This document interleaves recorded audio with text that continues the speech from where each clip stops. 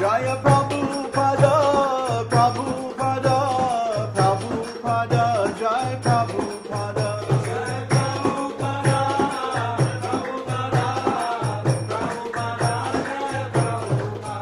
Jaya Prabhupada, Prabhupada, Prabhupada, Jaya Prabhupada. Jaya Prabhupada, Prabhupada, Prabhupada, Jaya Prabhupada.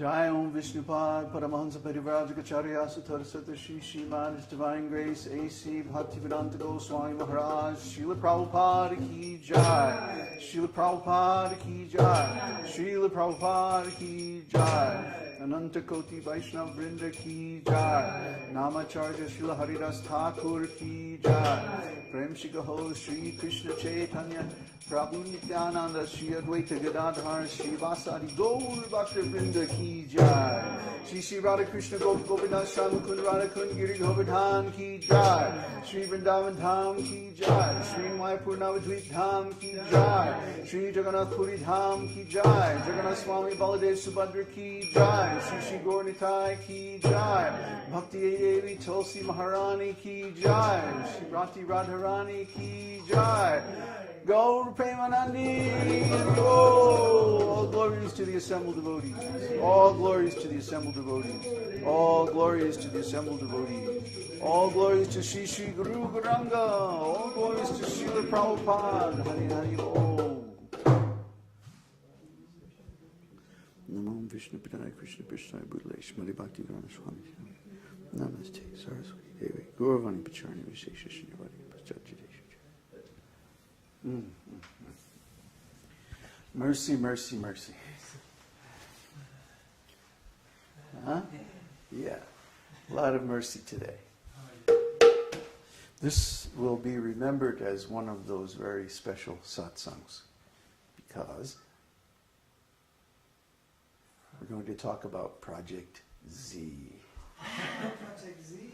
Ooh. Project Z. Or was it why? Dude, these projects are so secret that we even forget the name. It doesn't matter. It's all part of our program to follow Śrīla Prabhupāda's instructions. So Śrīla Prabhupada wanted farm communities. He wanted varṇāśrama colleges. He wanted to teach people how to make a living in the material world without breaking the laws of God. Right now what we've got is called ugra-karma.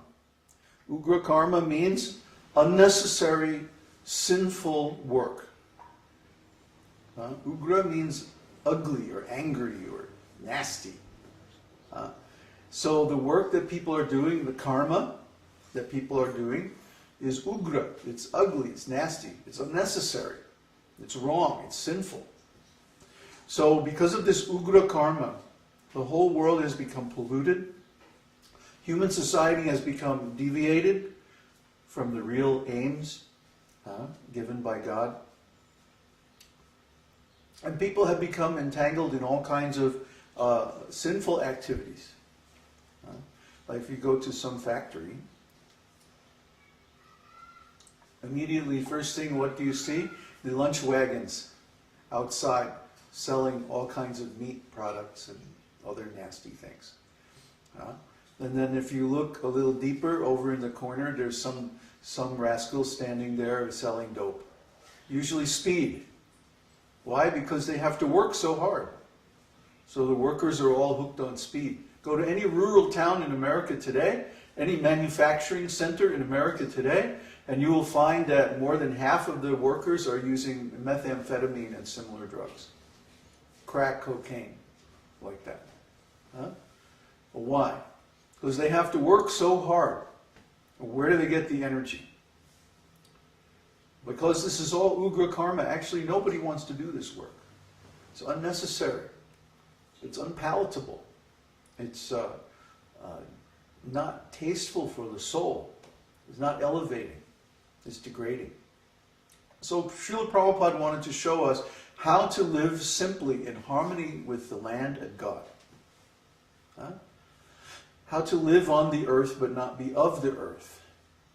How to live in the material world without creating sinful reactions. And this is the essence of the Vedic lifestyle. Land and cows.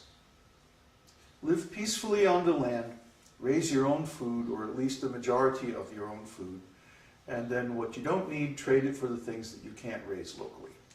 Very simple. But what's the power of this lifestyle? It means that every person, every family at least, or every village at least, has access, direct access to the tools for making their own livelihood. Right now with the corporate society, what has happened is everybody's living in the cities, packed into these little apartments, and the actual tools of making a living, raising food and building things and trade and so on, belong to the corporations. The corporations have stolen all the land, stolen all the value, stolen all the wealth from the people. And now they're being held in these big impersonal, abstract organizations that only exist on paper, actually. If anybody can show me a company, no, you can't show me a company. You can show me a building, maybe, that's owned by a company. You can't show me a company, because a company is an abstraction. It's just a bunch of words on paper, contracts, agreements, and stuff like that. It doesn't even really exist. But yet, we have created this fiction. In fact, it's even called, when you apply for a corporation, the first thing you have to do is register a fictitious name. A fictitious name. Acme Corporation. And then just like, the coyote in the Roadrunner cartoons, people buy the products from this Acme Corporation, and what do? They blow up in your face. Then you have to buy another one. You see? Because in a world where individual craftsmanship is valued, and where you know the person who makes all the products that you use, if something goes wrong, what do? You go over down the road to the blacksmith and you say, hey, you made this hammer and it broke. I was just trying to pull out a nail and it cracked. You have to fix it. But now if you buy a hammer in the store and it breaks, what do? You go back and they say, well, it's not our fault, it's the manufacturer's warranty. You have to send it back to China for a replacement. It's useless. You might as well just buy another one. That's what they want. You see? So they trick you into buying more than you need and so on and so forth. Everybody knows this. But when we have locally available all of the tools for all of the things we need, and what do we really need? Food, shelter, and God. That's what we really need. So of course what's missing is God and the knowledge of God. The Vedic knowledge that's passed down through disciplic succession. They've tried very hard, the corporate rascals, to make all this a secret. They took all the knowledge of the soul and knowledge of God and the spiritual world out of the Bible. Of course, they're keeping it in the basement of the Vatican Library where nobody can get to it. They made it such a big secret that even they forgot. So they don't know.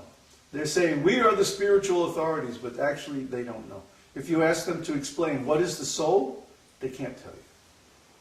The very first question that is examined in the Vedic literature, and the rascals, they cannot tell you. What is the meaning? And then there's all these people called psychiatrists, psychologists. It comes from the Greek word psyche, which means soul.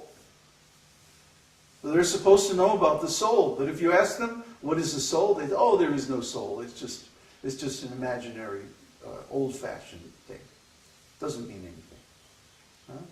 Rascals. Really, they're terrible. So what are we doing? We're reintroducing this knowledge of the soul into human society. And we have a plan. We have a plan called the Varṇāśrama College This plan was created by Śrīla Prabhupāda. It's not our speculation, but it's given to us by our guru, our spiritual master. And he wanted to show the world how to live very simply on the land, raise your own food, and be close to God. So, like everything in this world, this concept needs to be adjusted for the present time and circumstances. So instead of calling it the varṇāśrama college, which nobody will understand what it means, we want to call it the School of Sustainable Agriculture. Sustainable agriculture is a big thing nowadays. The problem is that nobody knows how to do it. We have lost the experience, lost the know-how. In the past, for example,